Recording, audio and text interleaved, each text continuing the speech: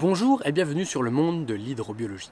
L'eau et les milieux aquatiques constituent un patrimoine fragile, commun et utile à tous. Il est donc impératif de les protéger et les gérer avec grande attention.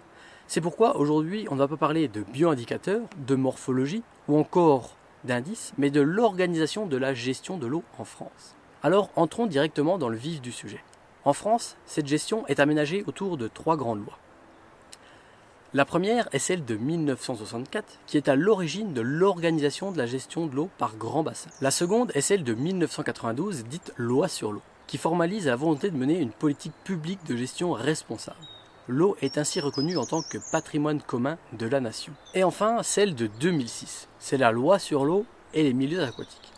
Alors, autre date très importante, si ce n'est finalement la plus importante, c'est l'année 2000, mais on verra pourquoi un petit peu plus tard. Alors passons maintenant plus en détail ces différentes lois et regardons ce qu'elles ont apporté pour la gestion de l'eau.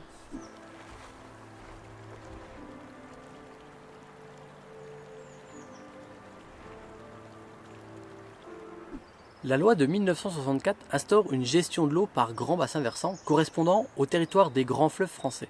On compte ainsi 7 grands bassins: Audour-Garonne, Artois-Picardie, Loire-Bretagne, Rhin-Meuse, Rhône-Méditerranée et Corse qui sont rassemblés, et Seine-Normandie. Chacun de ces bassins est accompagné de la création de 3 grands acteurs: agence de l'eau, comité de bassin et préfet coordinateur de bassin. À l'échelle nationale, il y a également la création du comité national de l'eau. Les agences de l'eau sont des établissements publics de l'État. Placées sous la tutelle du ministère de la Transition écologique, elles perçoivent des redevances en provenance de tous les usagers de l'eau. Elles ont donc pour mission d'aider les collectivités, les industriels, les agriculteurs, les associations de pêche et de protection de la nature dans le financement, l'accompagnement et la valorisation de tout projet et initiative visant à préserver la ressource en eau et la biodiversité dans chaque bassin hydrographique. Alors ces agences ont 4 grandes priorités: gérer et partager les ressources en eau, restaurer les milieux aquatiques, leur fonctionnement naturel et la biodiversité, garantir le bon état des eaux en réduisant les pollutions de toute origine, et enfin agir pour préserver et restaurer la qualité et les habitats naturels des eaux côtières. Le comité de bassin, également appelé Parlement de l'eau, est une assemblée qui réunit les acteurs publics ou privés tels que collectivités, industriels, agriculteurs, associations, ONG, consommateurs, mais également les représentants de l'État et de ses établissements publics. Il définit la politique et les actions à mener pour répartir la ressource en eau et lutter contre la pollution. Le comité a pour mission d'élaborer le SDAGE, schéma directeur d'aménagement et de gestion des eaux, d'orienter les politiques d'intervention de l'agence de l'eau, ou encore de donner un avis sur les grands aménagements. Le préfet coordinateur de bassin est un des préfets de département qui est désigné pour coordonner la politique de l'eau au niveau du bassin. Et enfin, au niveau national, il y a la création du comité national de l'eau, qui a pour mission de donner son avis sur toutes les questions importantes dans le domaine de l'eau et des milieux aquatiques. Projet de loi, projet de texte réglementaire, aménagement, SDAGE, etc., etc.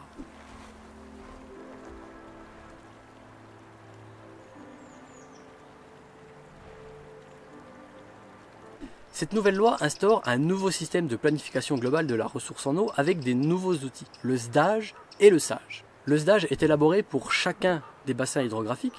Il fixe pour 6 ans les orientations qui permettent d'atteindre les objectifs attendus par la DCE en matière de bon état des eaux. C'est un document de planification qui contient des orientations, qui donnent les grands thèmes d'action, permettant de satisfaire les grands principes d'une gestion équilibrée et durable de la ressource en eau, des objectifs de qualité et de quantité à atteindre pour chaque masse d'eau du bassin, cours d'eau, flanc d'eau, nappes souterraines, estuaires ou encore aux côtières. Et enfin, il détermine les aménagements et les dispositions nécessaires pour prévenir la détérioration et assurer la protection et l'amélioration de l'état des eaux et des milieux aquatiques afin de réaliser les objectifs fixés. Le SAGE, schéma d'aménagement et de gestion des eaux, est un instrument essentiel pour mettre en œuvre la DCE en déclinant concrètement les orientations et les dispositions des SDAGE en les adaptant aux contextes locaux. C'est un outil stratégique de planification à l'échelle d'un bassin versant d'une rivière ou d'une nappe souterraine. Il fixe des objectifs généraux d'utilisation, de mise en valeur et de protection quantitative et qualitative de la ressource en eau.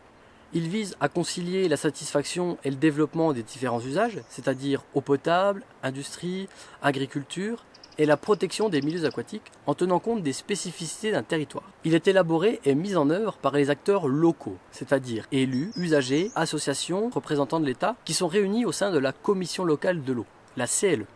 Il est encadré par l'État puisque ce sont les arrêtés préfectoraux qui délimitent le périmètre, constituent la composition de la CLE et approuvent le SAGE. Alors, il est constitué de plusieurs documents, un plan d'aménagement et de gestion durable de la ressource en eau et des milieux aquatiques, PAGD, qui définit les priorités du territoire, les enjeux et objectifs en matière de politique des eaux et les dispositions techniques et financières pour les atteindre, et un règlement fixant les règles permettant d'atteindre ces objectifs prioritaires du PAGD. Cette loi instaure également une obligation de déclaration ou de demande d'autorisation pour les projets susceptibles d'avoir un impact sur les ressources en eau. D'ailleurs, dites-moi en commentaire si une vidéo pour savoir quand faire un dossier de déclaration ou une demande d'autorisation, ça vous intéresse. Alors avant de passer à la dernière grande loi française qui régit la gestion de l'eau, on va bien sûr parler de l'année 2000. Je vous en parle finalement presque à chaque vidéo, tout du moins j'y fais référence. Je veux bien entendu parler de la directive européenne cadre sur l'eau, la fameuse DCE.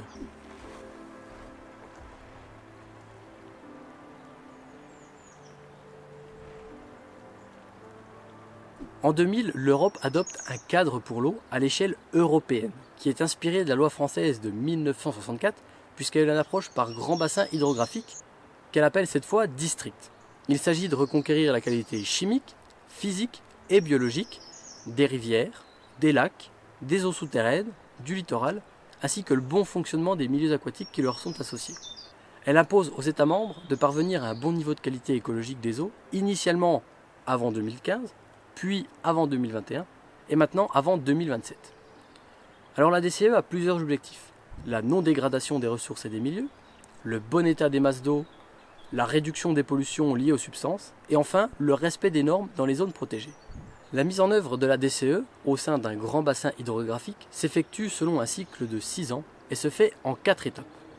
Première étape, l'état des lieux, avec une analyse des caractéristiques du bassin, une synthèse des impacts subis par les eaux de surface et les eaux souterraines, une analyse économique des utilisations de l'eau et un registre des zones protégées. Deuxième étape, ce sera l'élaboration du SDAGE. Troisième étape, élaboration des programmes de mesure, PDM.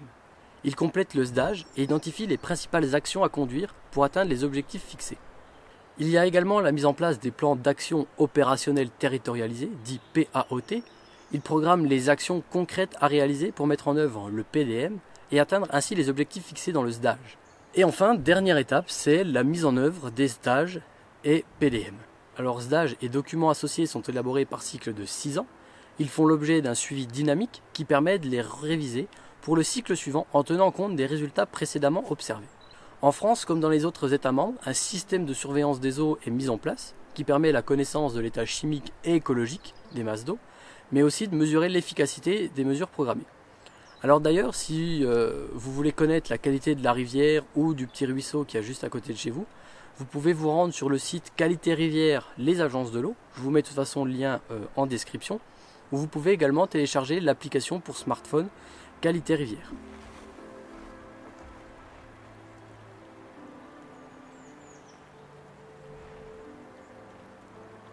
On arrive donc à la dernière grande date à retenir, 2006, avec la promulgation de la loi sur l'eau et les milieux aquatiques, aussi appelée la loi LEMA. Cette loi traduit la mise en œuvre de la DCE, avec notamment comme objectif l'atteinte du bon état des eaux, tant pour les eaux souterraines que pour les eaux superficielles. Elle crée également l'Office national de l'eau et des milieux aquatiques, anciennement ONEMA, puisqu'après plusieurs regroupements, c'est devenu l'OFB, l'Office français de la biodiversité depuis 2019.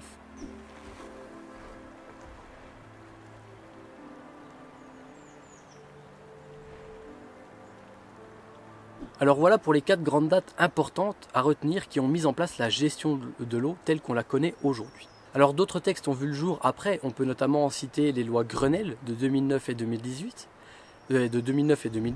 qui renforcent la loi LEMA avec la création des trames vertes et bleues visant à maintenir et reconstituer un réseau d'échange pour les espèces animales et végétales pour qu'elles puissent, comme l'homme, circuler, s'alimenter, se reproduire, se reposer, enfin assurer leur cycle de vie. On peut également citer la loi de 2014, dit MAPTAM, qui introduit la compétence GEMAPI, gestion des milieux aquatiques et prévention des inondations, qui est confiée aux communes. Ces dernières étaient déjà en charge du petit cycle de l'eau, c'est-à-dire eau potable et assainissement, et elles voient leur rôle s'élargir au grand cycle de l'eau, c'est-à-dire le fonctionnement des cours d'eau. Alors cette nouvelle compétence comprend l'aménagement d'un bassin ou d'une fraction du bassin hydrographique, l'entretien et l'aménagement d'un cours d'eau, d'un canal, d'un lac ou d'un plan d'eau, y compris leurs accès, la défense contre les inondations et contre la mer, et enfin la protection et la restauration des écosystèmes aquatiques et des zones humides. Et pour finir, on peut citer la loi de 2016, dite loi biodiversité, qui pose la définition d'un cours d'eau. Constitue un cours d'eau un écoulement d'eau courante dans un lit naturel à l'origine, alimenté par une source et présentant un débit suffisant la majeure partie de l'année. L'écoulement peut ne pas être permanent compte tenu des conditions hydrologiques et géologiques locales. Et elle met également en place la cartographie de tous les cours d'eau de France. Donc voilà, on arrive à la fin de cette vidéo sur la gestion de l'eau en France. Maintenant, vous savez enfin ce que c'est que cette fameuse DCE. Alors bien sûr, on n'a pas tout vu, on pourrait encore y passer des heures à éplucher toutes les lois, mais ici c'était pas le but, c'était juste de vous faire une présentation globale de la gestion de l'eau en France. Alors si cette vidéo t'a plu, n'hésite pas à lâcher un petit pouce en l'air pour me montrer ton soutien. Également, si tu ne veux rater aucune des prochaines vidéos, je t'invite à t'abonner et à activer la petite cloche des notifications. D'ailleurs, en parlant de prochaines vidéos, petit teaser, ce sera sur la typologie des cours d'eau. Sur ce, je vous laisse, je vous dis bonne journée, que du bonheur, que des bonnes choses. À la prochaine!